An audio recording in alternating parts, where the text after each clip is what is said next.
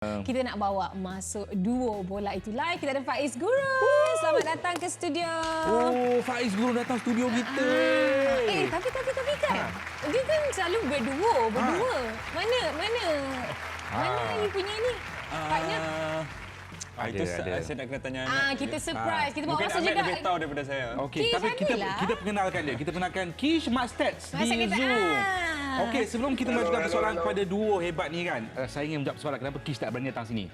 Kenapa? Sebab sampai hari ini dia tak berani nak jawab persoalan siapa kryptonite sebenar Manchester United, Cristiano Ronaldo ataupun Harry Maguire. Dia kalau kita asak dia dua-dua, dia tak boleh jawab. Dia tak jawab. Jangan Jangan nangis. bukan Matt. Okey, tapi hari ini kita Kita cerita pasal berbicara. Manchester City dengan Liverpool, Liverpool. Okey lah yes, kan? okey. So soalan, my first question is, siapa yang dijangka sebenarnya yang akan menang untuk kali ini? Oh, kalau jangka mungkin setiap orang ada jangkaan masing-masing. Kalau saya tak tahu sama ataupun berbeza dengan Kish, tapi kalau saya melihat kepada faktor City main di home di Etihad. Faktor mungkin City ada beberapa kelebihan kecil lah. Tapi sangat seimbang perlawanan ni. Tapi pilihan peribadi saya adalah City menang dengan high scoring game. scoring? Yeah, this is going to be a high scoring high game. scoring. Wow. Kita nak terus tanya ke berapa? Ke nanti? Nanti. Okey, nanti. Kish, silakan. I mean, if there's one thing yang I setuju dengan Faiz, it is the fact that game ni memang akan closely contested lah. Sebab kalau kita ingat the first game awal musim ini, 2-2 antara perlawanan bola sepak yang terbaik pernah saya tonton. Bukan season ni saja, but all time ever. It was such an incredible game of football. Kali ini pun akan sengit, tapi saya memihak kepada Liverpool kerana prestasi semasa Liverpool yang dalam 21 perlawanan terakhir hanya tewas 1 kali. And 5 games in a row diorang menang. Man City pula baru-baru ni ada goyang 0-0 lawan Palace, 0-0 lawan Sporting. Even kalah 2-3 lawan Spurs tu pun diorang nampak kadang-kadang can be opened up. So, saya lebih menjurus ke arah Liverpool untuk perlawanan malam ni. Nampak? Diorang esok, sorry. Nampak beza dia. Esok. Tapi tu orang kata opposites attract. Yeah. Okey. Dalam kedua pasukan ramai players yang menjadi game changer lah. Sebut Kevin De Bruyne, Mohamed Salah, Sadio Mane. Tapi dua pemain ni jadi tumpuan lah. Joao Cancelo dengan Trent Alexander-Arnold. Siapa bakal menjadi game changer dalam posisi mereka tu dan kenapa? Kedua-dua pemain ni adalah pemain yang bagi definisi baru ke posisi masing-masing. Tak ada siapa yang main back kanan macam mana Alexander-Arnold main dan tak ada siapa juga main back kiri macam mana Joao Cancelo main. Jadi kedua-duanya bukan sahaja kita boleh letak sebagai right back di mana mereka dalam senarai right back terbaik sepanjang zaman contoh dia. Sebab mereka bukan orthodox right back kan. Tapi kedua-duanya dulu ketika mungkin 10-20 tahun lepas tak ada budak yang nak dewasa nanti dia nak main right back, tak ada, sebab itu sangat tak fashionable lah. Tapi sekarang ni kedua-dua pemain ni dah jadikan posisi full back ni sebagai posisi yang agak fashionable. Ramai orang mula buka mata, oh boleh rupanya main macam playmaker di back kanan kan. Tapi ya, kedua-duanya memainkan peranan yang sangat penting dalam pasukan ni, terutamanya dalam 2 musim kebelakangan ni lah. Siapa yang bakal mainkan peranan yang lebih efektif? Kish? Saya dulu sebelum Kish. Sebelum Kish. Saya berat ke arah Trent Alexander-Arnold. Ya. Okay. Sokong City tapi rasa Alexander-Arnold buat perubahan. Okey, Kish. No, it's the same juga. I memang 100% setuju dengan Faiz, which is diorang ni atas kertas memang posisi nampak right back.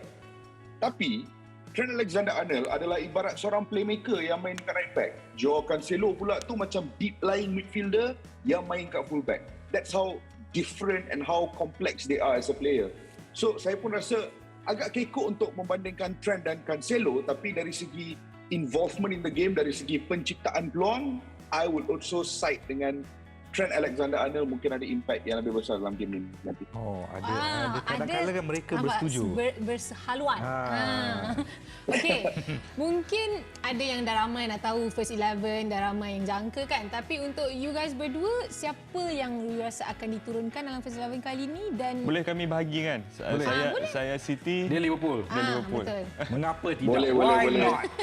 Kalau saya Pep Guardiola sekarang ni, Ederson di sebelah kanan, di sebelah kanan kita ada Kyle Walker, John Stones dengan Ruben Dias. Kalau Ruben Dias in doubt, saya rasa Emerick Laporte. Kiri, Yao Cancelo. Tengah, the Holy Trinity tu Ilkay Gundogan, Rodri dengan KDB. Depan 3 orang, Foden, Mahrez Sterling dengan Gabriel Jesus. Oh, Jesus Over Sterling Okey. Ada perubahan di situ? Kish. Kish pula. Sambung pula. Liverpool. I mean, aku tak nak list down the whole Liverpool lineup lah sebab Liverpool lineup usually very consistent every game kan, orang sama Front three. Van Dijk. Tak, front three tu pun okay. My front three would be, aku akan start dengan Sadio Mane, Mohamed Salah dengan Diogo Jota. Itu akan front three aku. But the one player yang kena start bagi aku, yang wajib start is Thiago Alcantara. Oh, Alcantara. Ya. Season ni Liverpool, bila Thiago Alcantara start season ni, Liverpool menang 12 out of 12 games with Thiago Alcantara in the lineup, score 35 gol and concede 2 sahaja. Thiago is obviously their best player this season bagi aku. So dia kena start in the starting 11. Setuju. Bila dia cakap 12, daripada 12 tu dalam kepala aku tak kata apa. Matt, dasar nak start. Okey. Setiap gol dia catat. Dia catat nombor dan angka tu fakta kepada Kish. Okey. Kalaulah kata City ataupun Liverpool yang menang pertemuan ni, apakah boleh kita sifatkan tutup kedai? Oh tak. Bagi pencabaran ke tak? kejuaraan Liga Perdana Inggeris itu. Dia akan jadi satu impak yang sangat besar, tapi kita sangat jauh daripada nak tutup kedai, Matt. 9 perlawanan kalau tak salah saya. Dan dalam Premier League, selagi perkara itu mathematically betul, boleh diubah, dia boleh diubah. Kita dah tengok tahun 2010-2011 final day title race. Aguero. Kita dah tengok kan? Dah ada example. Okey. Tapi Kish, siapa yang menang pertemuan ni? Mungkinkah itu akan menjadi kelebihan yang sangat besar dari segi moral? Betul, kalau sekarang ni City tengah lead kan. Yeah.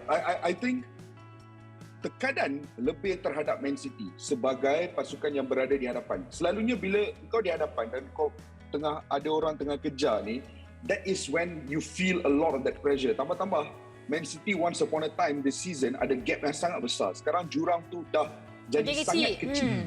So the pressure is obviously on City. So kalau Liverpool menang, bukan nak cakap yang tutup kedai terus sebab dari segi mata mathematically still possible sampai the last second of the season kan. Tapi if Liverpool menang and diorang officially get that slight bit of advantage, benda tu akan jadi a massive macam moral damage kepada Man City tau.